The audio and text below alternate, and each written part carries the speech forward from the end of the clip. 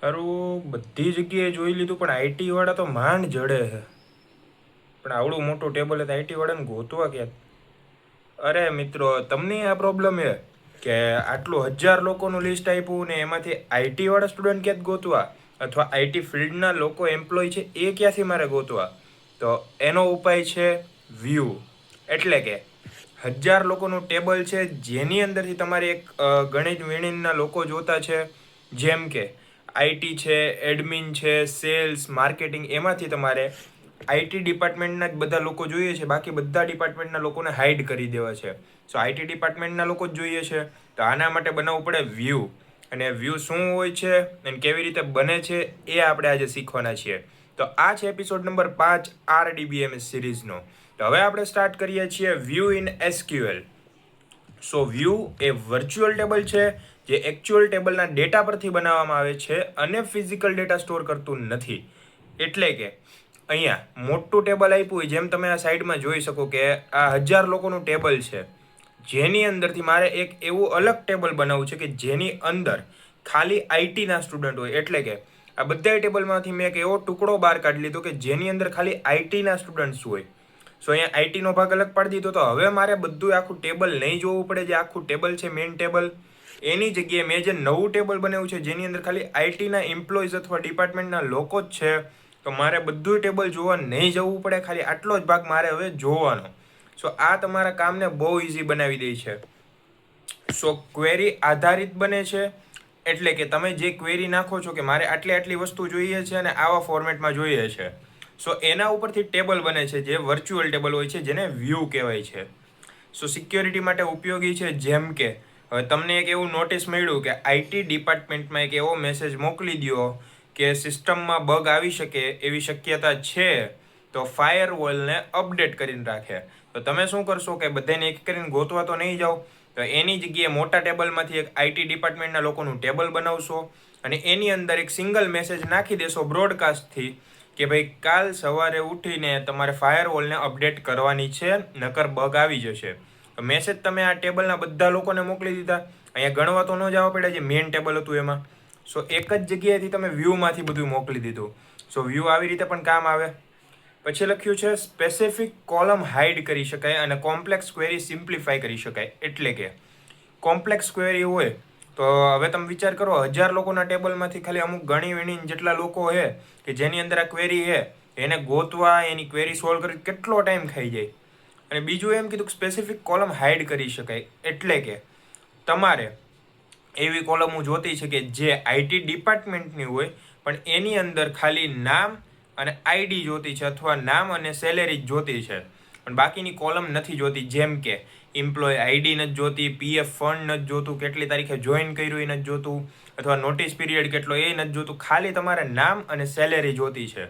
સો એ column તમે કાઢી શકો ને, એ પણ ખાલી આઈટી ડિપાર્ટમેન્ટની. તો બની ગયું એક મોટા ટેબલમાંથી એક નાનું ટેબલ, ને જેટલું તમારે જોતું હતું એવું.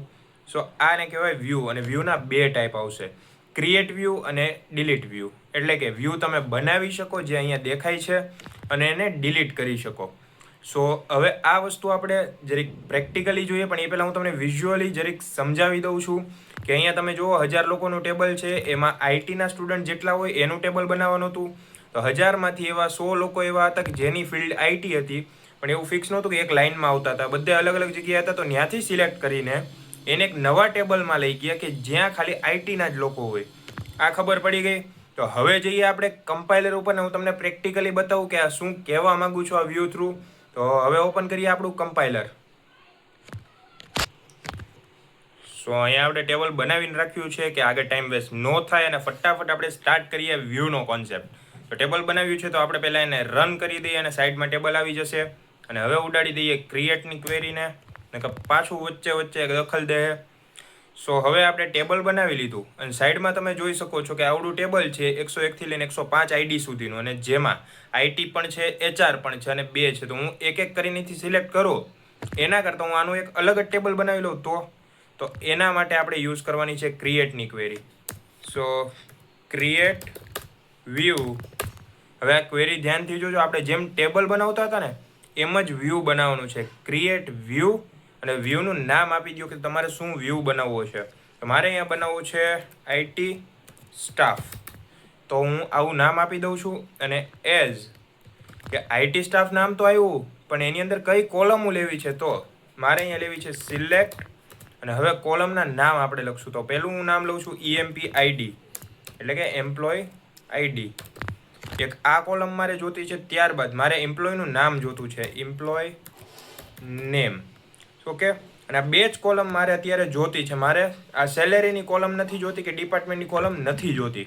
તો હું શું કરીશ હવે કે અહીંથી કરી દઈશ પૂરું. અને જ્યાં ક્યાંથી લેવાનું તો ટેબલમાંથી લેવાનું. તો ફ્રોમ, તો ટેબલનું નામ શું છે? એમ્પ્લોઈઝ. તો આને કરી લઈએ કોપી અને અહીંયા આપી દઈએ પેસ્ટ. ઓકે, સો એમ્પ્લોઈઝ નામના ટેબલમાંથી લેવાનું. પણ ક્યાં, કઈ ક્વેરી? કેમ કે અહીંયા એમ્પ્લોય આઈડી ને એમ્પ્લોય નેમ છે, એ તો આ બધાને લાગે વળગે છે. તો કોનું લેવાનું?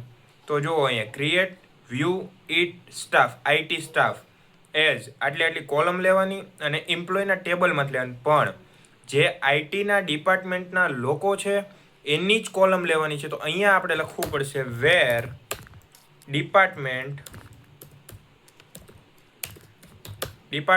Is equal to IT.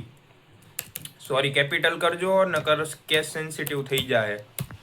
સો અહીંયા આપણે આઈટી લખી દીધું છે. હવે હું તમને આખી ક્વેરી સમજાવું છું, ધ્યાન દેજો.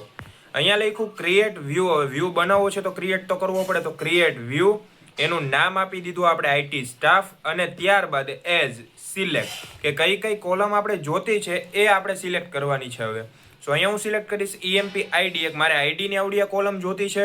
અને ત્યારબાદ મારે જોતી છે EMP નેમ, કે મારે હવે ખાલી નેમ જોતા છે કે કયા કયા લોકો આઈટીમાં છે. સો નેમ લઈ લીધા. અને ક્યાંથી? તો આ જે ટેબલ છે આ એમ્પ્લોયનો તમે જુઓ બે બાજુ આમ દેખાતું હોય છે. આ ટેબલની અંદરથી મારે લોકોને લેવા છે.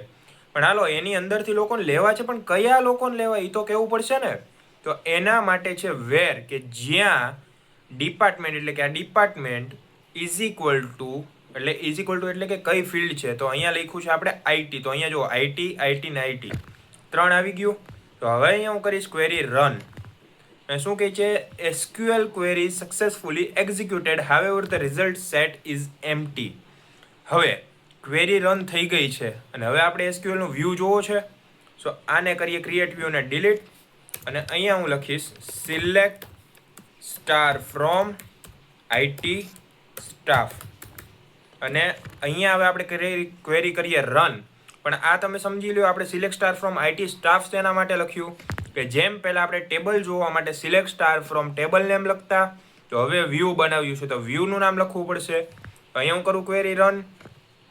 અને તમે નીચે જુઓ 101, 103 ને 105 કે જે આઈટી ડિપાર્ટમેન્ટના લોકો છે. અહીંયા જુઓ તમે કેટલા કીધા? 101. તો ઉપર જુઓ 101 એલિસ આઈટી, બરાબર. 103 તો અહીંયા જુઓ 103 ચાર્લી આઈટી આવી ગયું. અને 105 કોણ છે? 105 રોમિયો આઈટી. તો આવ્યા કોણ? આઈટી વાળા આવ્યા. તો અહીંયા જુઓ તમારા આઈટી ની જ લિસ્ટ છે, અહીંયા બીજા કોઈ લોકો નથી. તો હવે તમને ખબર પડી ગઈ કે આ એક મેં વ્યૂ બનાવી લીધો, કે મારે જેટલા લોકો જોતા એટલો વ્યૂ આવી ગયો. અને હવે આ ટેબલને મારે ઉડાડી દેવું છે કે ભાઈ મારું કામ પતી ગયું. તો હવે મારે ટેબલ નથી જોતું, તો હું શું કરીશ? ડ્રોપ અને આઈટી સ્ટાફ અને હું આપી દઈશ અહીંયા run SQL. So near IT staff કંઈક પ્રોબ્લેમ છે. ઓકે, ડ્રોપ વ્યૂ આવશે. Drop view IT staff.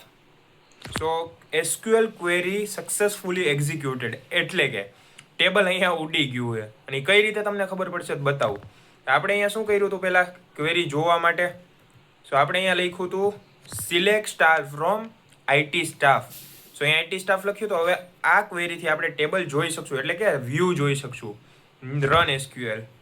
શું લખ્યું? નો સચ ટેબલ આઈટી સ્ટાફ. અહીંયા એમ કીધું છે કે આઈટી સ્ટાફ નામનો કોઈ વ્યૂ જ નથી, ટેબલ જ નથી. કેમ? કારણ કે હમણાં આપણે ઉડાડી દીધું હતું, ખબર હે ને.